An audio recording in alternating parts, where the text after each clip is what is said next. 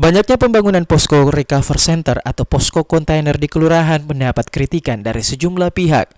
Banyak yang menyebut bahwa pembangunan posko tersebut terkesan asal jadi, di mana ada posko yang dibangun di atas badan jalan atau trotoar, tempat sampah, bahkan tidak sedikit. Pembangunan posko kontainer tersebut mengharuskan penebangan pohon di sekitar lokasi recover center.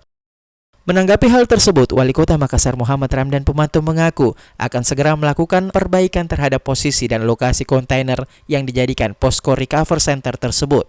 Pasalnya, posko yang sudah jadi dan lengkap dengan fasilitas cukup mudah dipindahkan dengan diangkat menggunakan alat berat. Disuruh bongkar atau bagaimana? Disuruh angkat, kan tinggal diangkat. Itu kan itu tinggal di truk, angkat, landasannya aja ya. Termasuk di lokasi lain Pak yang Di lokasi lain, ada beberapa. Itu kan 1-2 yang begitu, tapi mencemari 153. Begitu. Terus bagaimana Pak sekarang itu katanya belum terlalu maksimal fungsinya? Kalau tidak maksimal, lurahnya diganti, susah kamar. Itu berarti dia tidak mensukseskan program ini, sudah saya bilang on semua.